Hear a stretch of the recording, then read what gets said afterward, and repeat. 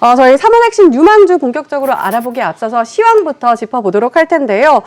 요즘 화두가 미국의 10년물 국고채 금리의 상승으로 시장의 변동성이 너무 커지고 있다, 이거인 것 같습니다.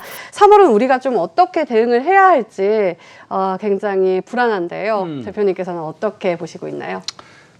현 시점에서 투자들이 이제 가장 궁금한 것은 강세장이 끝났냐, 뭐 이런 일일 것입니다.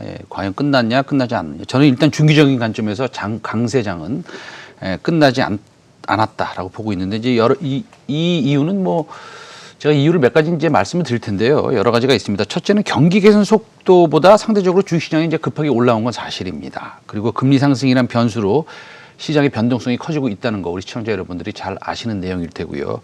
제가 지금 강세장은 끝나지 않았을 것이다라고 이제 말씀을 드렸는데, 그러면 이제 현재 미국 10년물 국고채 금리로부터 오는 현재 변동성, 이거 우리가 어떻게 해석해야 되는 것을 먼저 말씀드리는 것이 이 시청자 여러분의 이 가려운 곳을 긁어드리는 것이라고 생각을 해서 제가 준비를 했습니다. 이렇습니다. 먼저 첫 번째, 미국의 10년물 국채 금리 상승이 어떤 문제를 일으키고 있는지에 대해서 알아보겠습니다. 그 전에 시청자 분들 중에서는 이 국고채 금리에 대한 개념이 아직도 좀 부족하신 분들도 계시지 않겠습니까? 주식을 이제 좀 시작한 지가 좀 별로 되지 않으신 분들을 대상으로 제가 또 쉽게 좀 설명하고 제 나름대로의 정의를 내리도록 하겠습니다.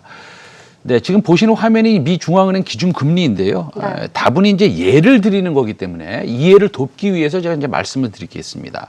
딱 100% 이렇다 말씀드리기는 어렵지만 개념을 잡는 데는 좀 쉬울 겁니다. 현재 미국의 공식적인 연준의 금리는 지금 화면에서 보시다시피 0.25%입니다. 지난 2000년 3월부터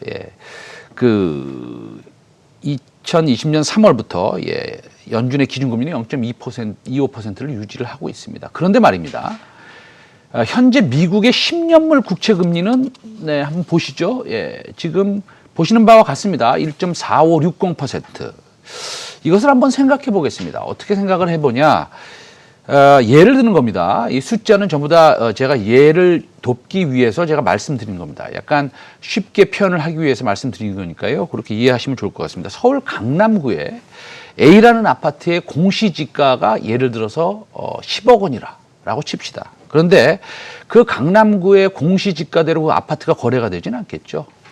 실거래가는 예를 들어서 20억 원이라고 우리가 가령 예를 들어 보겠습니다. 그래서 미국의 중앙은행 금리라는 것은 미 연준에서 정해놓은 그 공시지가 같은 것이고요. 미국의 10년물 금리는 현재 시장에서 거래되고 있는 실제 금리라고 생각하시면 조금 이해가 쉬울 것으로 보겠습니다. 화면 한번 다시 보여주시겠어요? 그 미국의 10년물 국채 금리 화면 한번 다시 보여주시면요. 여러분들이 이제 보시다시피 그 가파르게 올라가고 있습니다. 왜 이렇게 10년물 국채 금리가 소위 말해서 시중 금리가 가파르게 상승을 하고 있느냐? 미국의 10년물 국채 금리가 지금은 1.45%로 여러분들이 이제 화면을 보시고 계시지만 지난 25일 미국의 국채 10년물 금리가 한때는 1.6%를 돌파했습니다. 언제 또 1.6%가 할지 우리는 알 수 없습니다. 파월 페드 의장 발언이 이 인플레 우려를 경감시키면서 그날 이후에 좀 소폭 하락했죠. 그래서 1.6%에서 1.45%로 좀 하락을 한 상태인데, 다시 말씀드리면 또 언제 올라갈지 모릅니다. 그래서 다만 경기 회복기의 금리 상승은 경기에 대한 신뢰를 높이긴 하지만 이렇게 좀 급하게 올라간다. 그러니까 이 빠른 상승이 증시에 불편함을 주는 상황이 지속되고 있습니다. 그러나 현재 이런 상황은 우리가 안고 가야 되는 상황입니다. 그렇다고 우리가 경기가 되살아나지 말아라, 뭐 내지는 뭐 백신 공장에 갑자기 문제가 생겨라, 이렇게 뭐 빌 수도 없는 거 아니겠습니까? 당연히 이제 코로나를 우리가 극복을 해야 되니까요. 그래서 그러면 과거에는 이 회복 시에 경기가 회복할 때 어땠느냐라는 걸 우리가 한번 공부를 한번 해보고 가겠습니다. 2008년, 2009년 금융위기 이후의 금리 발작, 지금 이 화면에 나오고 있는데요. 지금 보시는 차트는 S&P 500의 일봉 차트입니다. 2007년부터 2014년까지의 차트인데 검은색 박스를 한번 봐주시면 좋겠습니다. 2008년 미국의 금융위기 이후에 시장이 회복세에 접어들면서 사실은 두 번의 조정이 있었습니다. 그게 이제 그 박스로 제가 표시를 해놨는데요. 2020년 하반기를 지나면서 미국 경제가 이 회복 단계에 접어들었는데 그 당시에도 국채 금리의 상승이 있었습니다. 구체적으로 말씀드리면 요즘 상황과 거의 뭐 쌍둥이와 마찬가지다 이렇게 이제 표현할 수 있는데요. 특히 금리만을 논하면 그렇습니다. 그 당시에 모든 전략가들은 급등세를 보이고 있는 미 국채 금리는 미 경제 최대 복병이 될 거라 이렇게 얘기를 하면서 상당수의 전문가들이 그 당시에 지금 보시는 2008년, 2009년 경기 회복 시에 10년물 국채 금리가 아까 이제 보셨죠? 지금은 1.45%입니다. 그때 당시에는 3, 4% 선에서 움직일 것이라고 예측을 했습니다. 그 당시에 사실은 이 10년물 국채 금리가 이제 3% 초반에 있었는데요. 금리는 경기 회복세에 따라서 10년물 국채 금리가 3% 후반대로 갈 것이다. 그다음에 10년물 금리가 5%까지 오면 증시가 타격을 입을 수 있다. 이런 뭐 분석들이 막 나오고 있던 그런 때였습니다. 네. 그렇다면 우리 시청자들은 이 10년물 국채 금리가 상승하면 왜 증시가 일시적으로 조정을 받는지 또 혹시 조정이 온다면 어느 정도 조정이 올 것인지를 궁금해할 것 같고요. 또 조정이 생각보다 덜 와서 횡보를 하게 된다면 네. 또 이에 대해 어떻게 대응을 해야 될까요? 그 굉장히 중요한 문제죠. 그 다음에 모든 시청자 여러분들은 그거에 대한 해답을 원하시는 거 아니겠습니까? 그 당시에 이제 미국도 그랬지만요. 한국의 이제 한국은행 총재도 소비가 예상보다 강해서 뭐 미국 경제의 그 회복이 뭐 사실은 좋아질 것이다. 그다음에 노동 시장도 개선될 것이다. 이런 얘기를 했고요. 그다음에 뭐 그 당시에 이제 뭐라고 얘기했냐면 내년에 이제 그 당시를 말씀드린 겁니다. 금통위에서 금리 인상이 또 이루어질 것이다. 그렇게 얘기를 했습니다. 먼저 그 두 번의 금리 발작 후 지속적인 상승을 보였던 S&P 500 차트를 다시 한번 보여주시면요. 네. 지금 보시는 차트를 설명드리고 싶습니다. 예. 그 다음에 이 과거에 어떤 일이 있었는지 이렇게 금리가 올라오면 어떤 문제가 생겼는지 그 S&P 500 배당률과 10년 국고채 수익률 비교 차트를 한번 보여주세요. 자, 요 다음 차트입니다. 예, 요거 한번 보시겠습니다. 어렵지 않습니다. 이제 아래 빨간 선 보시지 마시고요. 위만 보겠습니다. 위면 이제 파란색 선하고 그 다음에 하얀색 선이 있고요. 그 다음에 종으로 이제 노란색 선이 있을 겁니다. 그 종으로 보이는 노란색 선은 제가 녹색 화살표로 표시를 해놨습니다. 이 젖대가 아래 파란색 줄과 하얀색 줄이 이 오른쪽 빨간 박스 보면 이렇게 크로스 되는 부분이 보이시죠? 네. 그러면 이제 이 겹치는 시기마다 제가 노란색 선으로 이렇게 표시를 해놨습니다. 노란색 선이 이렇게 종으로 보이시는 거 보이시죠? 점선으로. 이제 그게 어떤 때냐면 이 하얀색 선하고 파란색 선이 겹치는 때입니다. 그럴 때마다 이제 아래를 보십시오. 아래에 붉은색 선을 보면요. 저게 이제 S&P 500이고요. 그 다음에 파란색 선은 10년물 그 국고채 금리고요. 그 다음에 하얀색은 S&P 500의 배당률입니다. 그래서 제가 말씀드리는 건 뭐냐면요. S&P 500의 총 배당 수익률이 1.5%입니다. 이 배당 수익률과 파란색 10년물 국채 금리가 겹치는 현상이 일어났습니다. 이거를 한번 확대해서 한번 보겠습니다. 확대해서 보면 저렇게 일어났습니다. 이게 무슨 뜻이냐? 채권 금리가 10년물 국고채 금리가 주식의 배당 수익률을 상회했다는 것이죠. 그래서 일각에서는 그러면 주식의 배당 수익률보다 채권의 수익률이 좋아지거나 비슷하니 위험자산인 주식에서 안전자산인 미국의 국채로 자금이 이동하겠구나라는 핑계를 대고 시장이 조정을 받을 수 있겠구나라고 주장하는 것입니다. 시장은 항상 그 민감하게 움직이니까 그럴 수 있습니다. 예, 이해가 됩니다. 단기적으로 그럴 수 있습니다. 그리고 그렇게 핑계를 댈 수 있습니다. 그럼 과거는 저렇게 배당 수익률이 10년물 국고채가 배당 수익률보다 높아졌을 때 과연 어느 정도의 조정과 그다음에 어느 정도의 기간 조정이 있었냐를 우리가 한번 살펴보고 가야 되겠습니다. 자, 그러면 지금 박스가 그럴 때인데요. 이제 과거로 돌아간 겁니다. 박스를 보면 그 옛날에 과거 때 약 10에서 13%의 조정을 받았고 그 기간은 약 2개월에서 3개월 정도 됐습니다. 그러면 이번에는 어떨 것이냐? 과거와 같이 10% 이상의 조정을 받고 2, 3개월 동안 아니면 좀 길게 보면 4개월 동안 주가가 상승하지 못할 것이냐라는 물음에는 참 저도 타임머신을 타고 미래를 갔다 와야지만 알 수 있는 것이지만 코로나19 이후에 시장이 회복하는 단계인 우리가 10월, 11월 그 사이에 1차 조정이 사실은 있었습니다. 그 차트를 한번 보여주세요. 이거는 이제 요즘의 차트입니다. 여태까지는 과거의 차트를 보시고요. 요즘의 차트입니다. 그 기간은 약 2개월이었고요. 고점에서 저점까지 계산을 해보면 약 8%의 조정이 있었습니다. 지금 보시는 저 붉은 박스가 그 S&P 500의 조정 기간과 등락폭을 말해주고 있고요. 그 다음에 그 다음 차트를 보여주시면, 지금 보시는 그거 말고요. 그 전 차트 보여주세요. 다시. 지금 보시는 차트는 코스피도 매우 유사한 모습을 보여주고 있습니다. 3개월 동안 기간 조정이 있었고요. 10월 달에. 그 다음에 고점에서 저점까지 조정은 한 7%였습니다. 아마도 미국은 사실은 조금 조정을 더 받았었거든요. 네. 근데 우리나라는 조정을 좀 덜 받은 걸 보면 아마도 우리는 공매도 금지에 효과가 좀 있었을 것으로 판단을 하고 있습니다. 그래서 결론적으로 앞으로 금리 발작으로 2차 조정이 있다면 어느 정도일까? 그럼 금리 발작이 올 것인가부터 먼저 말씀드리면 올 수도 있습니다. 왜냐하면 지금 1.9조 달러의 재정부양책이 이미 오늘 하원을 통과를 했고 그다음에 상원의 통과가 대기 중이고 기본적으로 미국은 다시 국채를 발행할 수 없기 때문에 국채의 수요가 지금은 그렇게 썩 좋지 않습니다.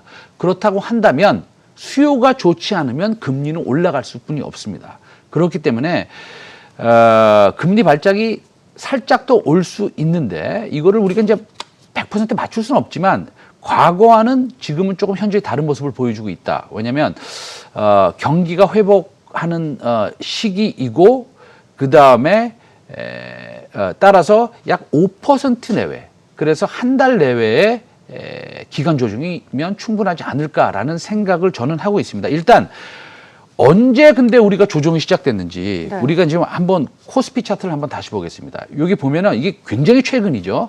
2차 조정이 지금 시작되고 있는데요. 검은색 화살표를 한번 보여주시면 보시다시피 이제 1월 11일 날 조정이 시작됐다고 보시면 되겠습니다. 그렇죠? 그렇다면 이미 오늘이 3월 1일이니까요. 그렇죠? 이미 한 달 반이 지났고요. 이제 과거와 같이 2, 3개월 동안 조정이 올 수도 있으나 이번의 경우는 이제 한 달 반이 지났으니까 앞으로 최대 제 생각에는 한 달 정도면 조정이 끝날 것으로 보는 것도 크게 무리가 아니라고 보고 있습니다. 왜 그러면 네. 과거와는 다르게 2008년에서 2009년으로 넘어가서 10년으로 넘어갈 때에 약간 뭐라 그럴까요? 조금 조정이 좀 사실은 좀 강했었는데 그때와는 달리 왜 지금은 순환 조정이 올 것으로 보고 있느냐? 그리고 그 조정 기간이 생각보다는 왜 짧을 것이다라고 생각을 하고 있느냐라는 것은 간단히 이제 그 두 가지 이유에서입니다. 네, 첫 번째는 경기가 과거보다 훨씬 더 좋아집니다. 그 뜻은 기업들의 실적이 좋아지고 있습니다. 과거와는 다르게 현재 금리가 상승하는 원인은 통화 긴축 전환이 아닌 경기 회복에 기인하는 것입니다. 이 바이든 행정부가 추진하고 있는 이미 하원을 통과한 1.9조 달러의 추가 부양책은 이제 상원을 곧 통과할 것으로 보고 있고요. 아마 시기로 보면 아마 3월 중순 정도에 통과될 가능성이 높습니다. 그다음에 연준의 기준금리 동결에도 불구하고 시장금리는 그래도 지속적으로 오를 수밖에 없는데 경기 회복 국면에서 상승하는 금리는 증시 상승에 부담을 주지 않습니다. 그리고 사실은 단기적으로 좀 부담을 줄 수 있는데 제가 이 말씀을 좀 드리고 가고 싶어요. 금리가 오를 때 주식 시장은 거의 항상 상승합니다. 그래서 금리 상승을 그렇게 무서워하실 필요는 없습니다. 다만 금리가 급격하게 상승하면 사실은 연준에서 금리를 인상하는 시기를 땡길 수 있다는 우려가 시장에 좀 반영되는 것이지 결국엔 그렇습니다. 올해 사실은 또 주요국 뭐 미국뿐만이 아니라 뭐 유럽이나 뭐 대한민국도 마찬가지죠. 코로나19 위기 극복을 위해서 확대 재정 정책을 지속해야 되는 것은 뭐 너무나 당연한 것이죠. 그러면 경기가 좋아진다, 특히 우리나라 경기가 좋아진다라는 것은 뭐 간단하게 이해를 돕기 위해서 두 가지만 하면 됩니다. 오늘도 수출 데이터가 나왔는데요. 수출 데이터가 상당히 좋게 나왔습니다. 일별로 따지면 25% 이상 상승을 했고요. 첫째, 왜 우리나라의 경기가 좋아지느냐라는 것은 물론 글로벌 경기가 다 좋아질 수 있습니다. 그 다음에 보복 소비가 일어날 수 있다라는 것은 너무나 상식적인 일이고요. 그러나 먼저 반도체 한번 보겠습니다. 반도체 현물 가격의 움직임을 한번 보겠습니다. 한번 차트 한번 보여주시면요. 사실은 지금 아래 점선으로 돼 있는 녹색 선은 이제 고정 가격이고요. 저걸 이제 계약 가격이라고도 합니다. 그리고 중국에서 지금 거래되고 있는 물론 뭐 이 중국어는 조금 이슈가 있습니다만 거래되고 있는 그 현물 가격은 현재의 고정 가격, 현재의 계약 가격. 다시 말씀드리면 삼성전자나 SK 하이닉스가 큰 고객들과의 계약을 해서 소위 그 굉장히 뭐라 그럴까요? 지속적으로 안정적으로 공급하는 가격은 가격과 현재 지금 스폿 마켓에서 현물 시장에서 거래되는 가격과의 차이는 엄청납니다. 지금 보시다시피. 그래서 결국에는 슈퍼 사이클은 올 것이고요. 그 다음에 계약 가격, 여기서 이제 보시는 오른쪽 아래 고정 가격은 올라갈 것입니다. 뭐 당연히 반도체가 우리나라에 차지하는 경기에 차지하는 그 임팩트, 그 다음에 부분은 엄청나니까요. 그 다음에 또 하나 좀 쉽게 예를 좀 들자면 다음은 내수 경기를 알 수 있는 우리 그 신세계 백화점 한번 볼까요? 신세계. 예, 신세계 매출 비중 한번 보겠습니다. 이 백신의 보급은 경기 회복을 뜻하는 것이고 그 다음에 우리나라를 대표하는 내수 경기를 가늠할 수 있는 뭐 여러 회사가 있습니다만 제가 그냥 신세계를 한번 우리가 쉽게 이해하기 위해서 보겠습니다. 매출 구조는 경기 회복과 매우 밀접합니다. 그러니까 삼성전자와 예를 들자면 신세계만 보면 수출, 수입, 그리고 내수 경기를 쉽게 가늠할 수 있습니다. 둘째로 제가 이제 순환 조정일 것이라 이 순환 조정을 기대한다라는 이유는 파월 앨런에 대한 사실은 믿음입니다. 물론 뭐 정책 그 입안자는 그 말을 바꿀 수는 있습니다. 그렇죠? 예, 정책 좀 말을 바꿀 수는 있지만 그러나 그것도 명분이 있어야지 말을 바꾸는 것이기 때문에 두 분이 뭐 거짓말을 하고 있다. 그러니까 워런 버핏이 얘기했듯이 미국의 정책에 반대되는 베팅을 할 필요는 없습니다. 파월 의장과 앨런 재무장관은 실제 현재 미국 실업률은 이 집계의 착시일 뿐 지금 10%의 실업률을 이라고 이제 여러 번 언급했고요. 뭐 사실은 1월의 실업률은 6.3%였는데요. 그 실업률이 많이 내려왔죠. 예, 좋아지고 있습니다. 그러나 코로나 직전의 실업률은 3.6%였습니다. 사실 아직 갈 길이 굉장히 멉니다. 그리고 주간 신규 실업수당 신청자 수는 4월에 이제 700만 명 수준에서 지금은 이제 100만 명 수준까지 줄어들었고, 그 다음에 이제 뭐 과거 6개월 동안 60만에서 80만 명으로 이렇게 이제 안정화되고 있습니다. 그런데 우리가 이걸 잊지 말아야 됩니다. 코로나 직전의 정상 수준은 몇이었을까요? 주간 신규 실업수당 신청자 수의 코로나 직전 정상 수준의 숫자. 20만 명이었습니다. 그래서 유동성 공급을 줄이는 소위 이제 그 여러분들이 뭐 신문 기사에서 보시는 테이퍼링이라는 거요. 시장은 아직 먼 얘기입니다. 차트 한번 보여주시면 지금 보시는 차트는 연준의 유동성 공급 현황이라고 보시면 됩니다. 아직 별다른 움직임을 보이지 않았고요. 결론적으로 2020년 8월 연준은 새 전략으로 발표한 그 2%의 평균 물가 목표제, 그 AIT라고 이제 돼 있습니다. 평균 물가 목표제의 변화는 없을 것으로 보는 것이 사실은 올바른 판단이다. 그리고 경기 회복과 완전 고용 달성을 위해서 인플레이션이 그 오버슈팅한다. 그러니까 생각보다 좀 많이 올라간다. 그건 이제 오버슈팅이라고 하는데 그것이 이제 정책의 핵심입니다. 그렇기 때문에 과거에 우리가 2009년을 지나가면서 금리 발작으로 해서 두 번의 조정이 있었던 기간과 그 다음에 조정폭을 말씀드렸고 우리가 10월 달에 있었던 기간, 그 다음에 그때의 조정폭을 좀 말씀드렸고 앞으로는 좀 순환 조정이 있을 것이고 뭐 없을 수도 있고요. 그 다음에 미국에 반대되는 베팅을 할 필요도 없다라는 그리고 3월부터는 그래도 조금 좋아질 수 있다라는 그런 논리, 그 다음에 과거의 근거에 대해서 좀 설명을 드렸습니다. 네. 네, 그럼 짧게 정리를 해보면 네네. 한 달 정도의 순환 조정을 거치고 난다면 다시 시장은 우상향할 것이다 이렇게 정리를 해볼 수 있겠죠. 그렇죠. 예.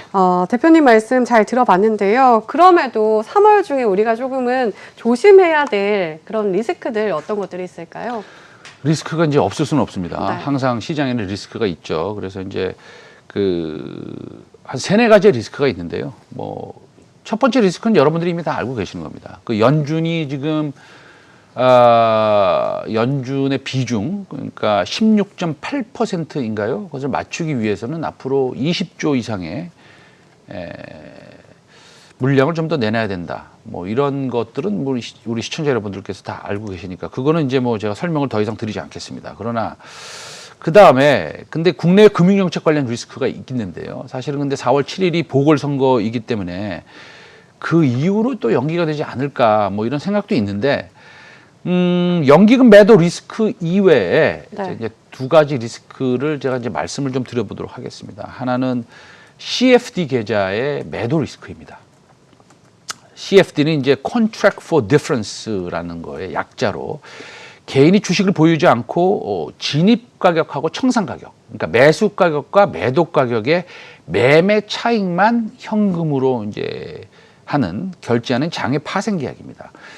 그러면 이게 과연 누가 이런 그 CFD를 사용하느냐라고 보면 양도세를 회피하기 수단으로 일반적으로 항상 그렇지는 않겠지만 일반적으로 거액자산가가 이용하는 계좌인데요. 가령 삼성전자 보유 주식 가치가 뭐 연말 15억 원인 이상인 자산가가 이듬해 이제 차익 실현을 했으면 이익금의 20%를 세금으로 내야 되지 않습니까? 그러면 이제 양도세가 1억 1천만 원 정도 나옵니다. 이것이 세금을 피하려면 연말 전에 보유 주식을 팔아서 평가금을 이제 10억 이하로 낮췄다가 이듬해 다시 늘려야 되지 않겠습니까? 그런데 만약에 이 CFD라는 계좌에 돈을 넣어두고 뭐 매수 매도를 하면 이렇게 할 필요가 없습니다.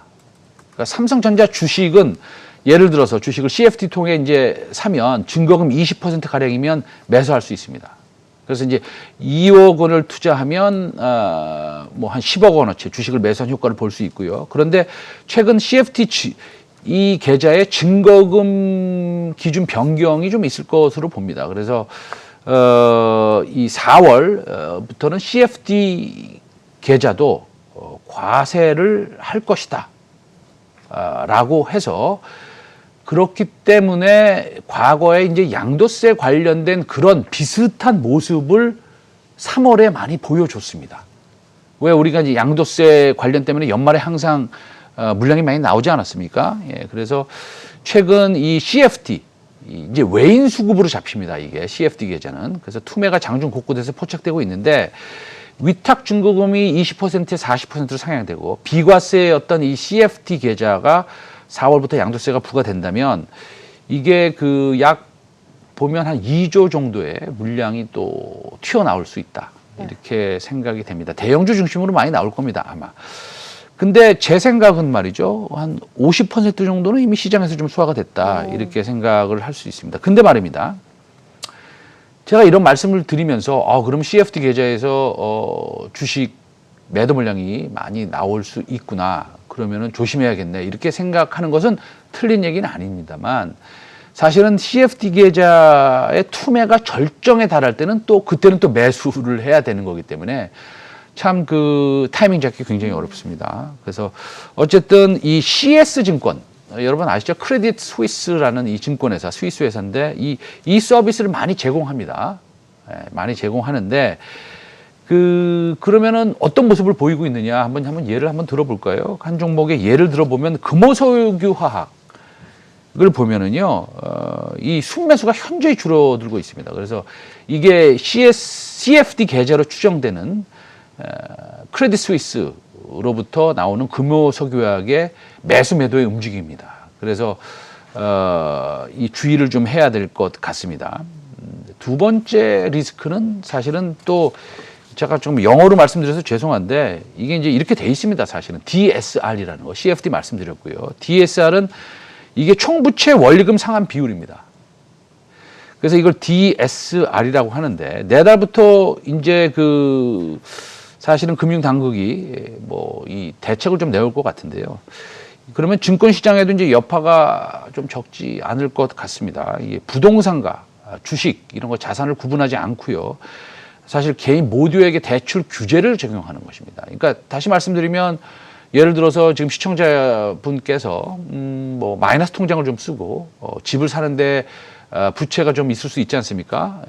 그 다음에 또 신용을 좀 주식 시장에서 좀 써서 거래를 한다라고 하시면 이게 대출 규제가 적용됩니다. 그렇기 때문에 아마도 신용 투자가 많이 줄어들 수밖에 없다고 보는 것입니다. 그러면 이제 개인들이 이끌었던 이 시장에서 약간 유동성이 좀 줄어들 수는 있겠죠. 그래서 이제 사실은 금융감독원장이 어떤 말을 했느냐, 말까지 했느냐, 제가 이렇게 표현을 좀 해드리면 영끌, 비투, 그러니까 뭐 영혼까지 자금을 끌어놓은 투자, 뭐 빚내서 투자, 이 문제를 해결하기 위해서 옥죄는 관점에서 접근해야 한다.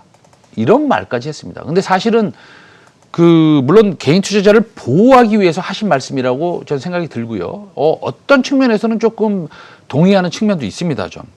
그러나 시장이 이제 개인들로부터 투입되는 자금 규모가 당연히 줄여들 수 있겠죠. 이제 그게 문제라는 것이고요. 다만 이제 보궐선거가 눈앞에 있어서 이게 이제 3월에 시행될 것이냐, 그거는 뭐 우리가 좀 지켜봐야 되겠습니다만, 다시 말씀드리면, 첫 번째 리스크는 이제 뭐 연기금 매도, 이건 너무나 잘 아시고요. 두 번째는 이제 CFD 계좌 관련된 매도.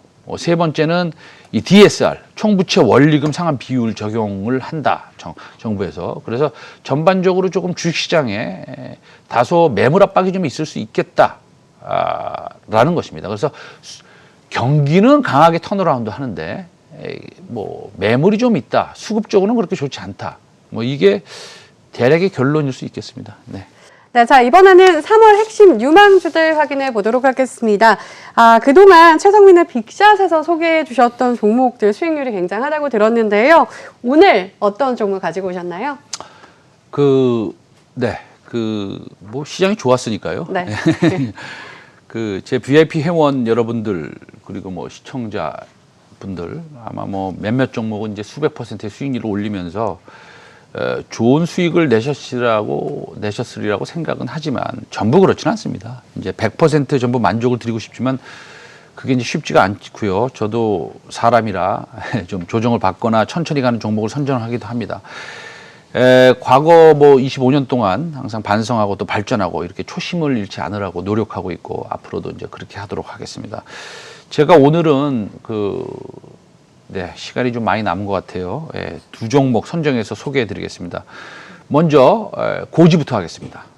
중요한 고지부터 하겠습니다. 제가 말씀드리는 종목은 매수 또는 매도의 추천이 아닙니다. 좋은 종목을 선정해서 소개해 드리기는 하나 100% 상승한다는 약속을 드리지 못하고 매수 매도의 결정과 그에 따른 수익 또는 손실은 시청자 여러분 본인께 귀속됩니다. 제가 소개해드리는 종목을 매수하셔서 수익을 낸다고 해도 제가 그 일부를 달라고 하지 않습니다. 그리고 그리고 손실이 난다 해도 그 손실을 보상해드리지 않습니다. 그리고 제가 오늘 소개해드리는 종목은 과거의 방송, 블로그 등 여러 가지 추천 통로 및 수단을 통해서 많은 분들에게 소개해드린 종목과 겹칠 수도 있습니다. 그러나 저나 제 가족은 오늘 소개해드리는 종목을 단 한 주도 들고 있지 않음을 먼저 고지하겠습니다. 이렇게 고지를 해주셨는데요. 그렇다면 3월 어떤 섹터를 봐야 좋을까요? 결론적으로 말씀드리면 백신 접종이 확대되면서 경제활동 정상화에 대한 기대감은 사실은 높아질 것이라고 봅니다. 먼저 결론부터 말씀드리면 이런 느낌인 것 같습니다. 이것을 데이터로 조금 말씀드린다면 백신 접종률이 우리나라 기준입니다. 물론 이스라엘은 백신 접종률이 80%가 넘어갔습니다. 좀 부럽기는 하죠. 그러나 백신 접종률이 1% 미만의 내수주를 사서 50% 이상이 넘어가면 그 내수주에 대한 이익 실현을 하는 전략을 취하고자 합니다. 주가는 미리 먼저 아주 빨리 기대감을 반영을 할 것이기 때문입니다. 해외 사례를 보면 백신의 접종률이 높고 신규 확진자 수가 감소하는 이스라엘과 영국은 상당히 활동에 대한 외부 활동에 대한 정상화에 대한 스케줄이 막 나오고 있습니다, 지금. 그래서 두 나라에서 전체 인구 중 1회 이상 접종을 한 비율은 이스라엘은 87%고요. 영국은 벌써 20%입니다.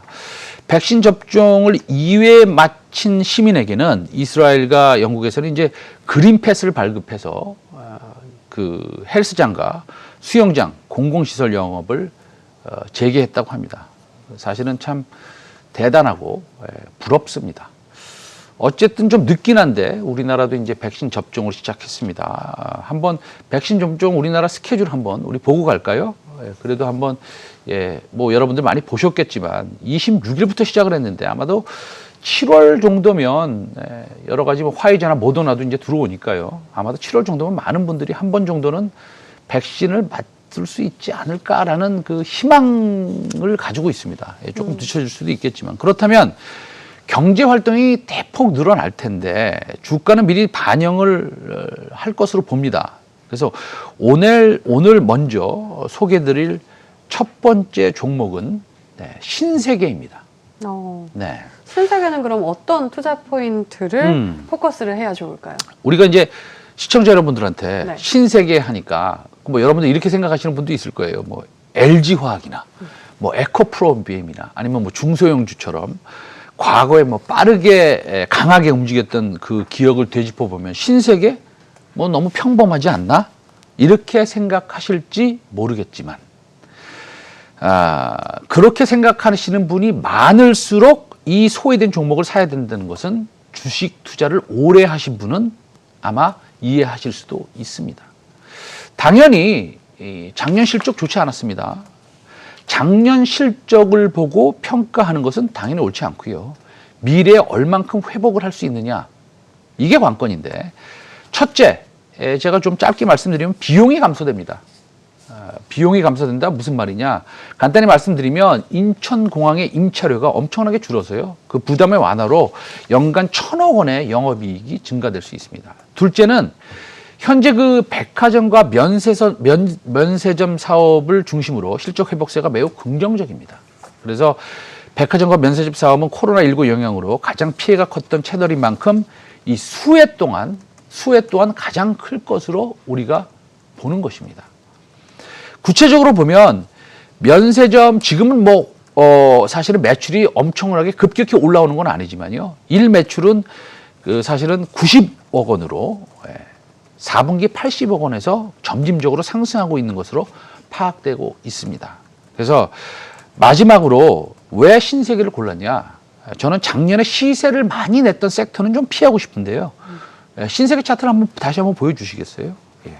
보여주시면 작년 3월 코로나19로 이 19만 9천 원의 저점을 찍었습니다. 그리고 이제 불과 최저점에서 불과 25% 상승했는데요. 지금의 주가가 작년 코로나19 전에 2020년 그러니까 1월 2일과 비교했을 때는 21% 하락한 수준입니다.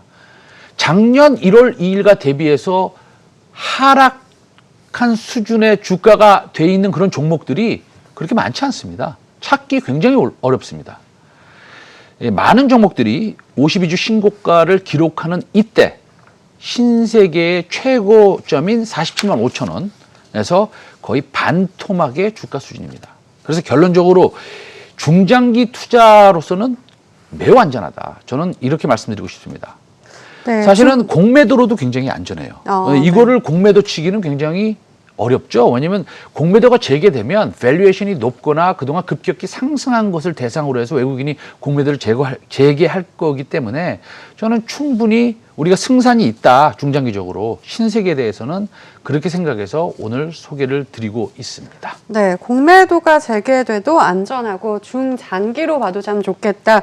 지금 제가 주가를 보니까 지금 코스피 3000 시대에 맞지 않게 정말 움직임이 없었네요. 네, 첫 번째 종목으로 신세계 살펴봤고요. 두 번째 종목 가지고 오셨다는데 어떤 종목일까요? 네, 두 번째도 이제 그 내수주의 비슷한 컨셉입니다. 사실은 바로 그 비슷한 컨셉의 그 내수주 애경그룹의 지주회사인 AK홀딩스입니다. 제가 이제 여러 가지 채널로 제가 이게 소개를 해드린 바 있는데요. 먼저 차트를 한번 보겠습니다. 지난 3년 동안 고점 87,000원에서 지속적인 하락을 경험했고요. 현재 좀 반등했습니다. 반등해서 31,000원대에 있습니다. 그럼 31,000원대 있으면 과거의 주가와 비교해서 고점과 비교해서는 거의 3분의 1 토막이 난 상태입니다. 그러면 우리가 펀드멘탈을 좀 봐야 되는데 AK홀딩스의 자회사는 모두 코로나19의 피해주라고 해도 과언이 아닙니다. AK홀딩스가 가지고 있는 소유하고 있는 상장사는 어떤 회사들이 있느냐? 이게 지주회사니까요. 애경유아를 49% 가지고 있습니다. 49%입니다. 이제 도료 회사이고요. 가치는 한 1,400억 정도 될 것 같습니다. 애경산업의 45%를 소유하고 있습니다.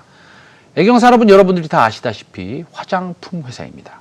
대략 45%의 가치는 한 3,000억 정도 된다고 보면 되겠습니다. 그 다음에 이게 중요한 건데요.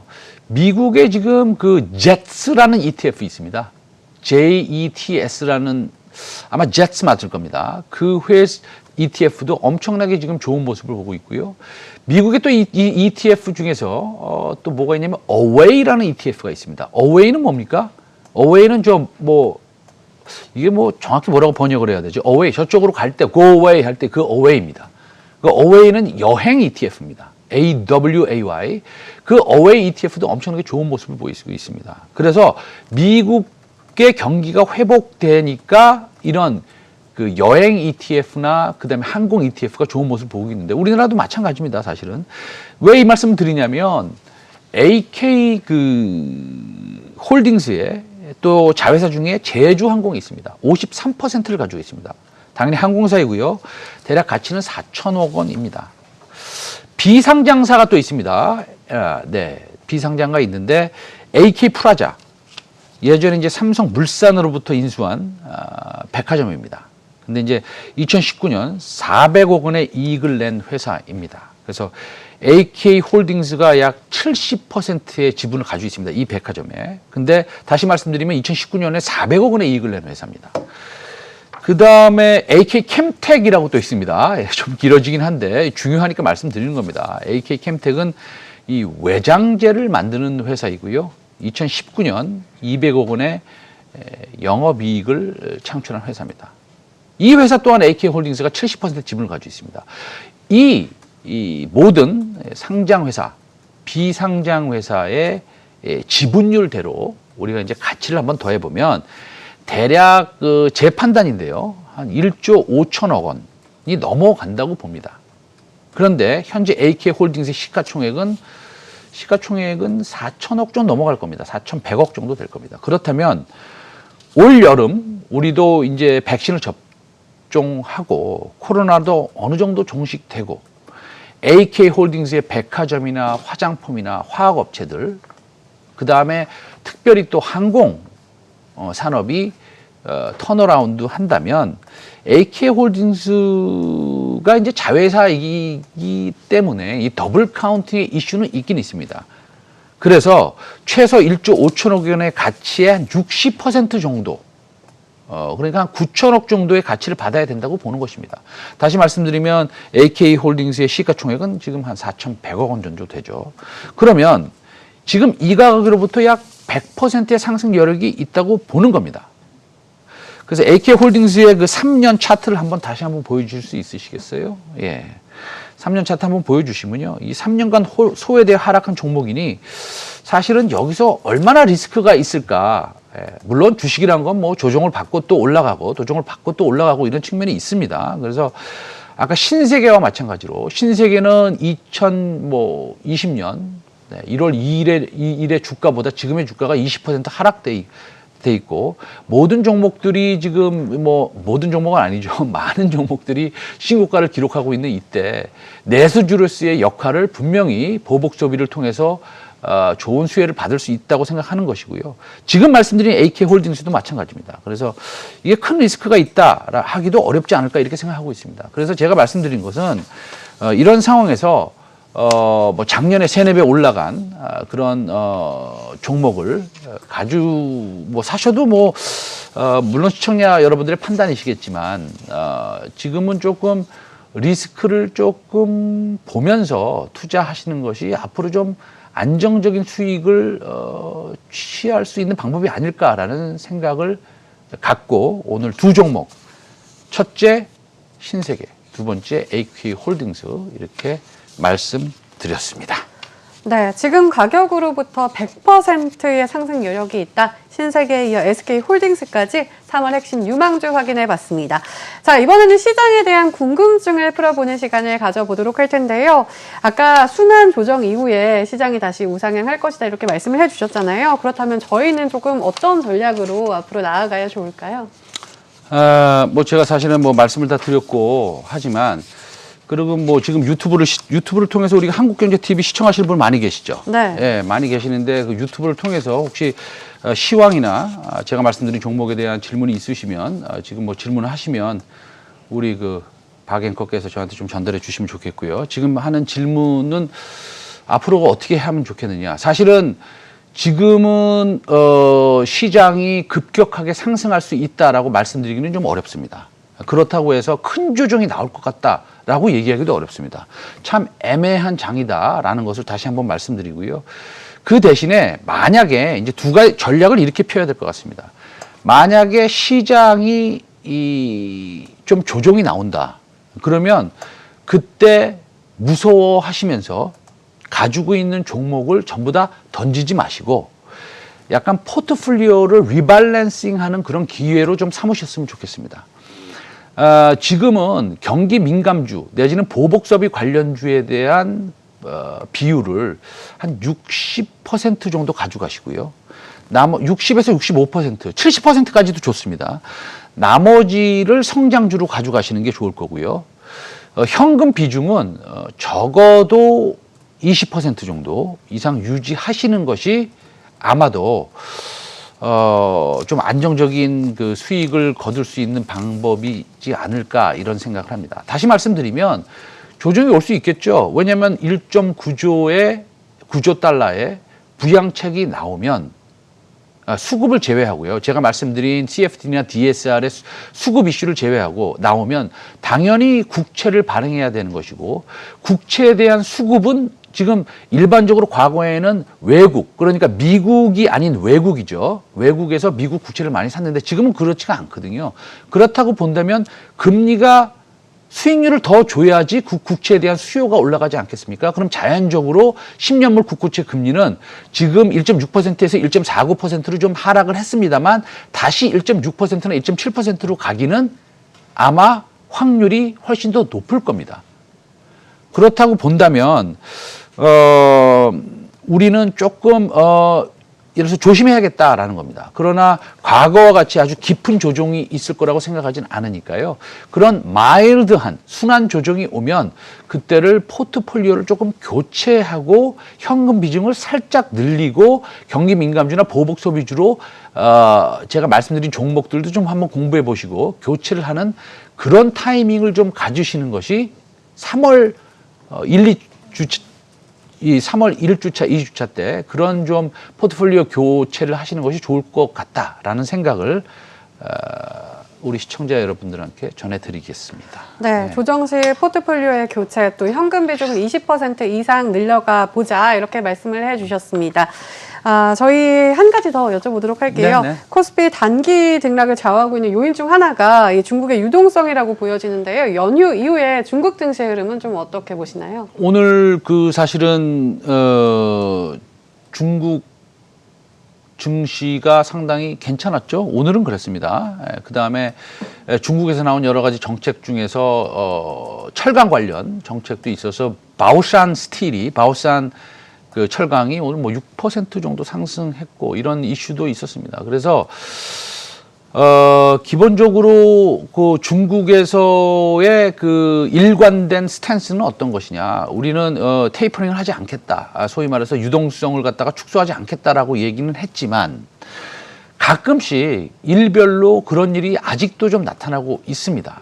그렇기 때문에 중국 당국에서 유동성을 많이 풀 것이다라고 생각하는 것은 옳지 않다라는 것이고요. 중국에서 가끔씩 그 채권이 만기가 됐을 때 그 채권을 회수하고 그만큼 풀지 않는 날이 가끔씩 생깁니다. 한 뭐 열흘 단위로 끊어서 봤을 때는 하루 이틀 그런 날이 있거든요. 그런 날이 있을 때 시장은 조금 조정을 받을 수 있고요. 그리고 오늘 중국의 그 제조 PMI, 그 다음에 서비스 PMI도 그렇게 좋지 않게 나왔습니다. 기대보다는 좀 살짝 못 미쳤는데요.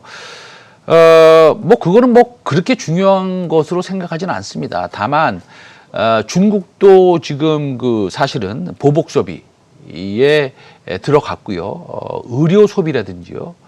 의료 소비라는 것은 의류가 아니고 의료입니다. 메디컬, 의료 소비와 의류 소비, 그 다음에 여행 소비.